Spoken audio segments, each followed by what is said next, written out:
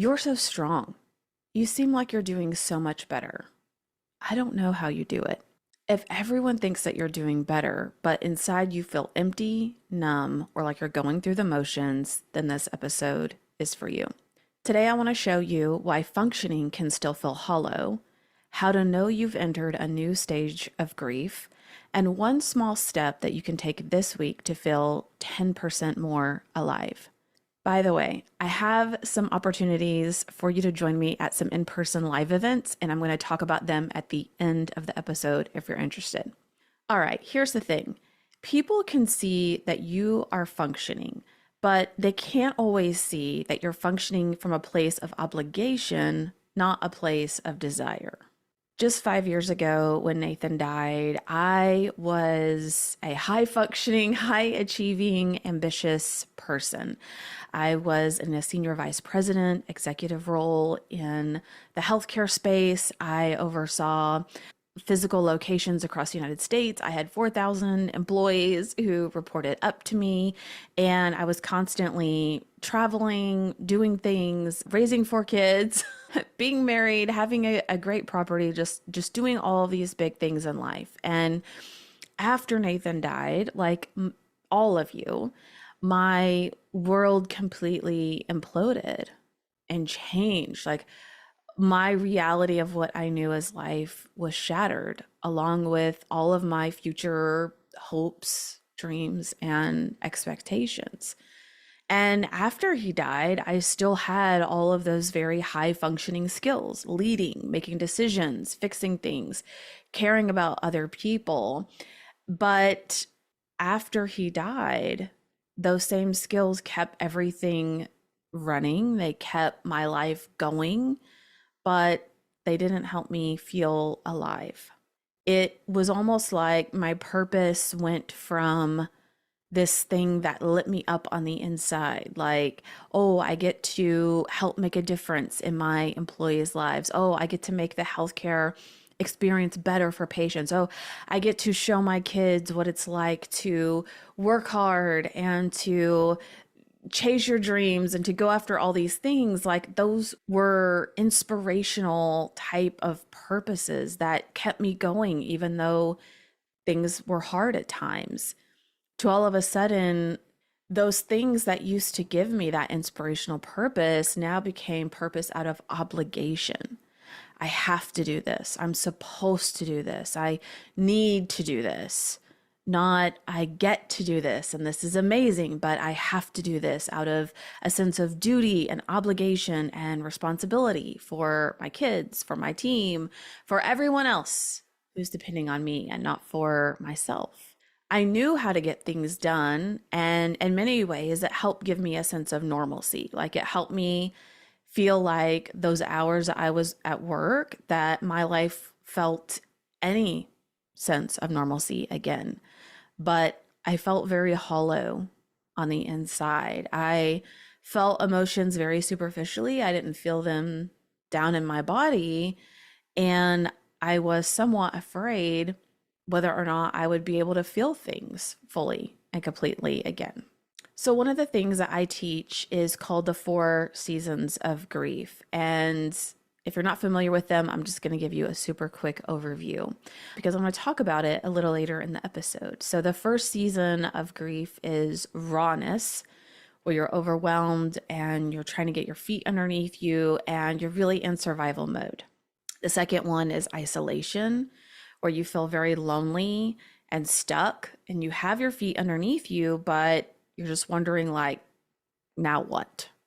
The third season is called self-discovery, which is all about who you are going to be now, what kind of life you want to create, and you're starting to try new things again, which can bring up a sense of guilt and frustration and lots of big emotions. And then the fourth season that I teach is empowerment, which is I'm clear on who I am now, I'm clear on what I want, and I am actively building those things up. So if you are at a place in your grief journey where you're functioning on the outside, but on the inside you still feel empty, you're probably somewhere between season 2 and 3, between isolation and self-discovery. That's where a lot of people tend to find me. in their journey of grief. All right, so let's talk about 3 reasons why functioning still can leave you feeling empty. The first is that your body has learned to survive. Staying busy, taking on new tasks, scanning for danger, being hypervigilant, never slowing down. Your body has come all about survival and being in survival mode.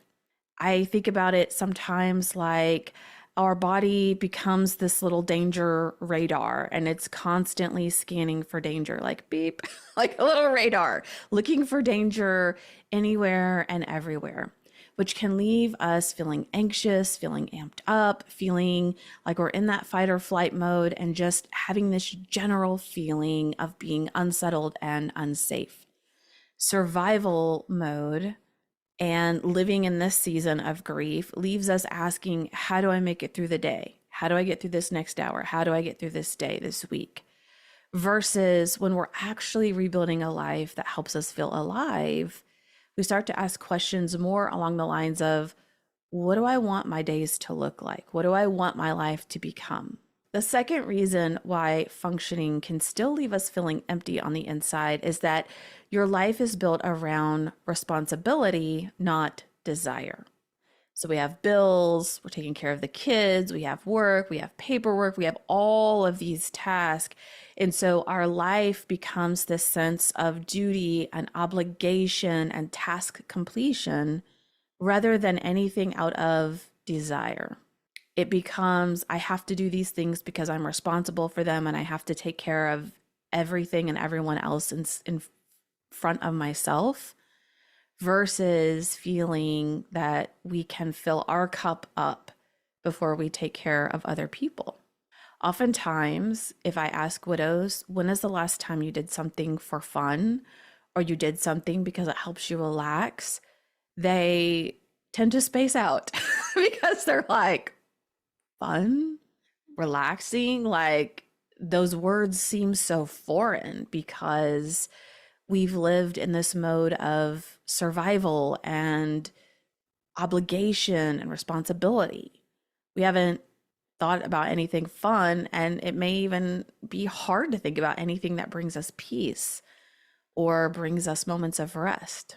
As widows, we can also feel like we lost our sense of purpose. But here's the thing, you might not need a giant new purpose. You might just need to be able to want small things again in your life. And the third reason why functioning can leave us feeling empty on the inside is because the future has disappeared. And wanting a future again can bring up a big sense of betrayal.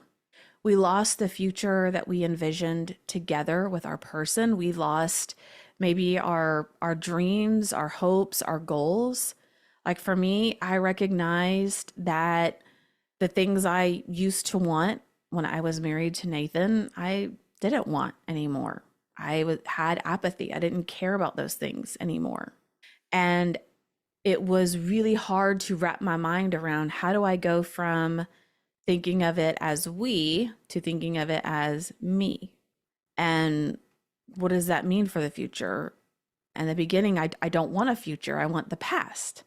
It's very common for widows. So if you're wanting the past and not the future, just know that that's normal, especially in the beginning. And we can also think about the future and joy or anything good as a sense of betrayal. We hear things like, oh, grief is the receipt of love. Your pain is proof that you love someone. Your sadness is the price you pay for having loved someone. And that isn't necessarily true. Moving forward isn't moving away from your person. It's moving towards your next season. And if you believe that you will see your person again one day, moving forward also means that you're moving closer to the time that you will see them again, which I think is a beautiful way to look at it.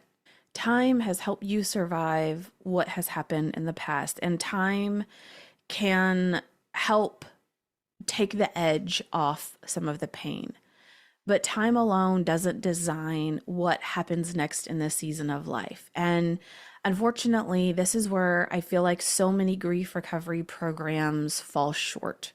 They're really great at helping people to process grief, at helping people to heal their heart, at helping people to have tools to navigate grief, like grief recovery programs, therapy. All those things are really great at helping people process the past, learn new tools, and learn how to start navigating a future with these new tools.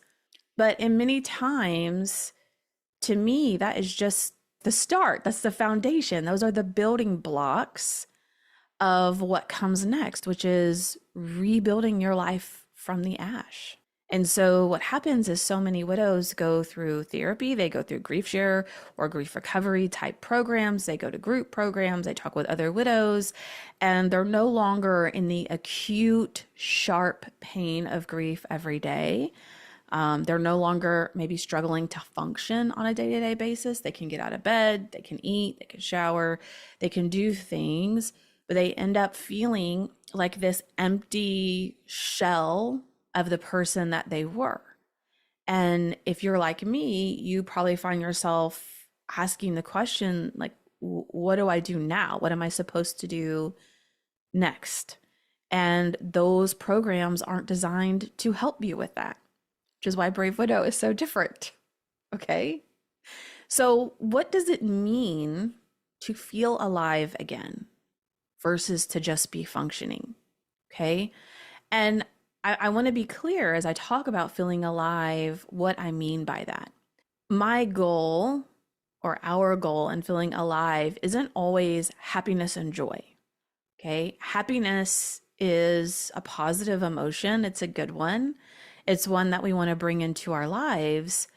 But happy is, if I were to do this visually, this up and down of emotions, we have happiness up at the top, and then maybe sadness or sorrow at the bottom.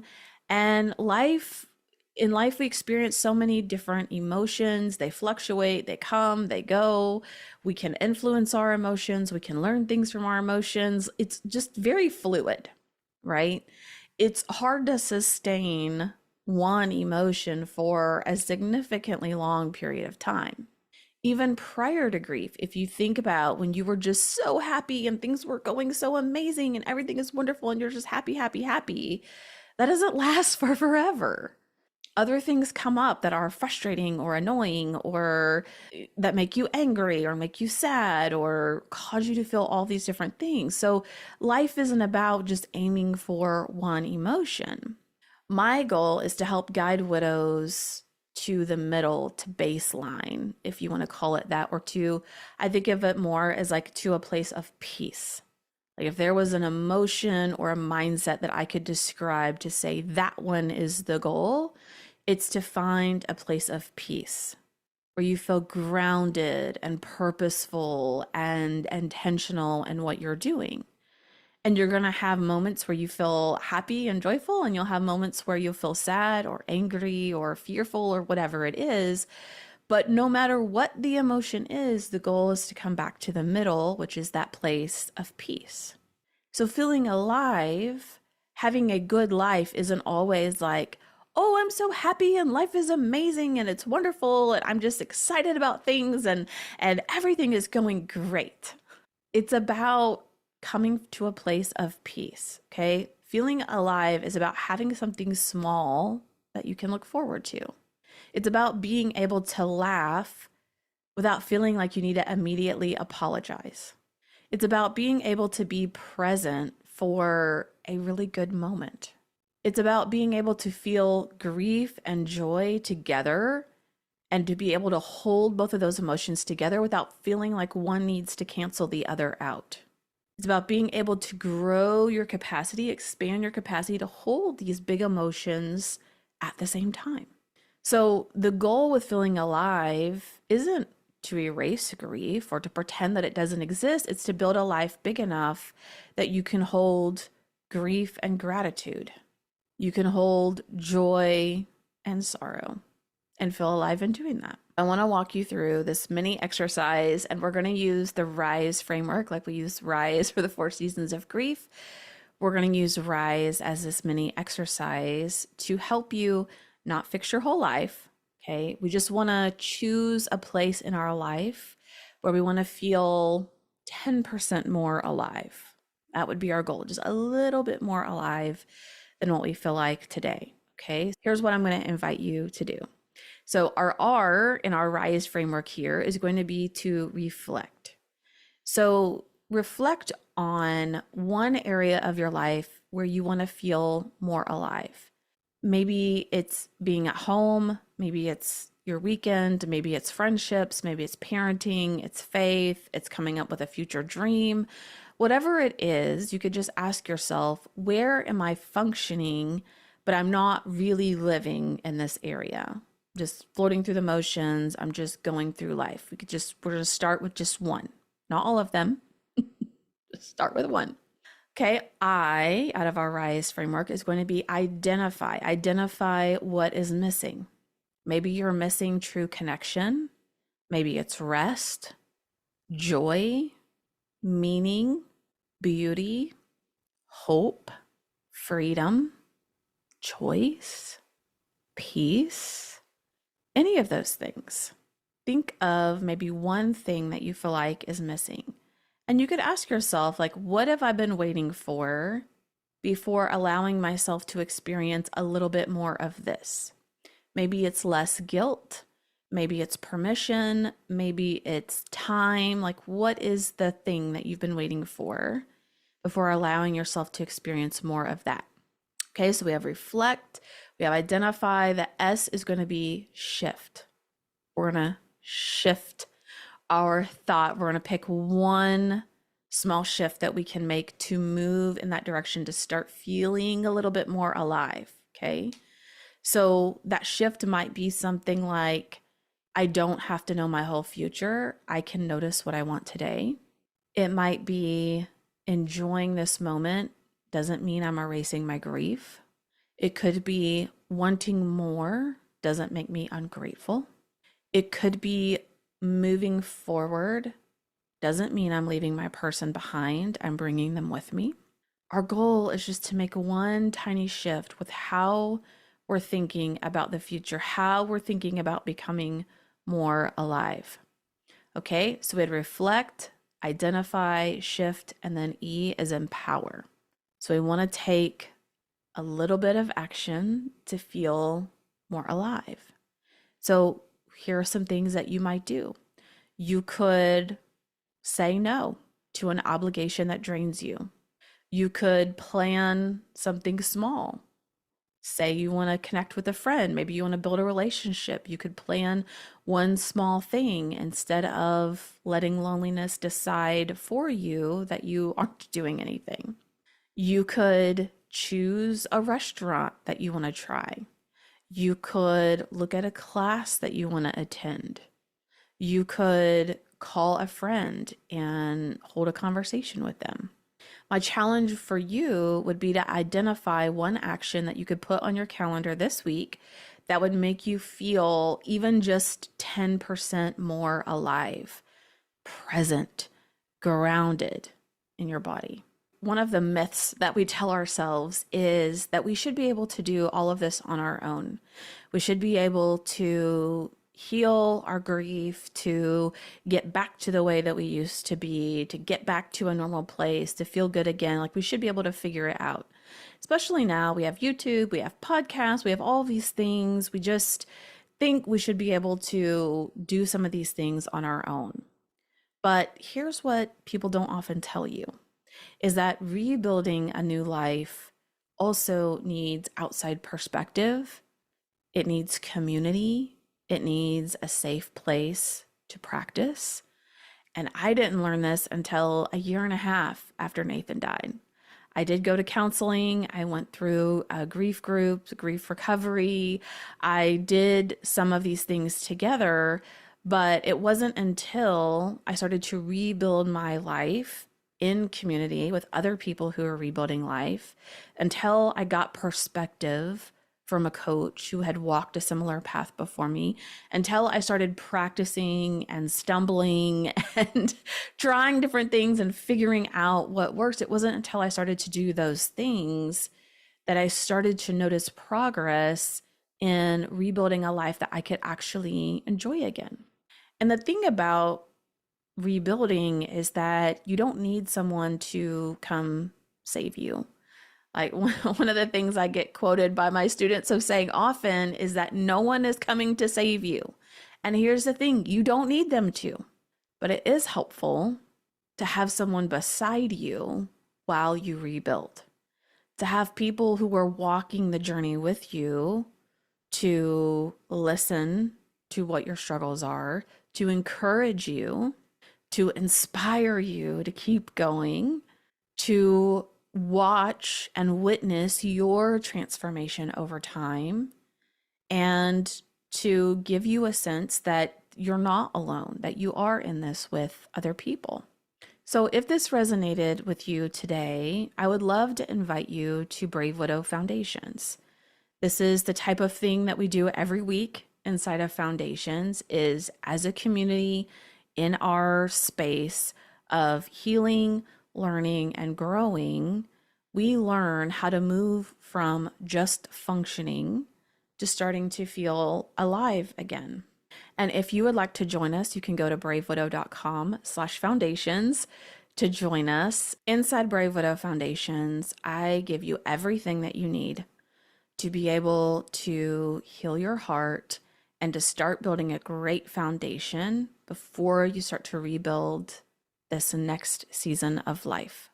If you want a process, if you want evidence-based tools, if you want a community to walk this journey with you, then Brave Widow Foundations is the perfect place for you to get started. Here's the thing. Everyone on the outside can see what you're doing. They can see that you're surviving. They can tell you you're strong. They can tell you that they can't imagine how you do it, that they're just so inspired by you. But the reality is that only you can answer whether you feel alive or whether you still feel hollow on the inside. And if there's something inside of you saying there has to be more, there must be something more that I can do, there must be more to life than this, then I would love to be able to support you, to guide you, and to walk with you on this journey of healing your heart and ultimately building a life that you can love again. You can just go to bravewidow.com to learn more. All right. So thank you for joining me for that podcast episode. I just want to share a few things about what's going on, some live in-person events, just timing wise, some different things that are happening inside of Brave Widow, and invite you to that.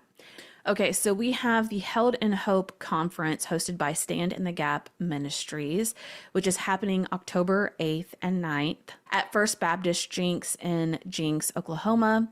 Held in Hope is a faith-based gathering designed to strengthen widows, equip ministry leaders, and mobilize churches to reflect God's compassion. If you are anywhere in this area, or if you can get there, I would love to meet up with you in person and also attend this event with you. Tickets to this event are just $25, and hotel room reservation rates are extremely reasonable. So if price is typically a consideration for you, but you would love to join this event, you would love to join me and other Brave Widows who are going to be at this event, I would love to see you there. I'm going to put the link to this event in all of the show notes, and you can also find it at standinthegap.org, Held in Hope. If you are in the San Antonio, Texas area, I am going to be there in September, and I would love to meet up with you in person, especially for any of our Brave Widows who are in the community. This could be an awesome time for us to get together. So if you're going to be in the area at that time, shoot me a message, send me an email. I would love to be able to meet up with you in person. And then lastly, if you are in the Miami area, or you're like, you know what, I need a trip to Miami, I would love to meet up with you for the Faith and Growth Summit hosted by my very own amazing coach, Dr. Betsy Guerra. This is a one-day summit where psychology and faith connect, where personal development conference meets a spiritual retreat to ignite your faith, unlock your greatness, and help you live your purpose to elevate humanity. This is happening on December 3rd from 9 a.m. to 5 p.m. at the Elks Lodge in Miami, Florida. Tickets start from just $200, and I would love to be able to meet up with you there and some other Brave Widows who I imagine will be attending that event as well. Lastly, if you are not part of the free community, what are you doing? Inside the Brave Widow community, it is totally and forever 100% free. You get access to some of the courses we have in Brave Widow. You get access to our private group chat where you can connect with other widows and widowers. And you get access to me once a week on our Momentum Monday calls where I teach a different topic every Monday based on things that are coming up in coaching, based on things that are coming up that people are struggling in. And it just gives you one little thing to focus on so that you can stay unstuck and keep that momentum moving forward. All of that is absolutely free. There's no credit card required. There's no debit card required. Name, email, and you're in. So to join the free community, just go to bravewidow.com/free and you're in. All right. I will put all the links to everything that I mentioned in the show notes for today's episode, and I will see you inside the community. Hey, thanks for spending this time with me today.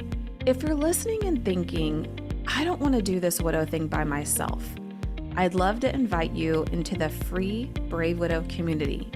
It's a private, faith-based space where you can connect with other widows who really get it. Join gentle live calls and get resources to help you take the next small step forward.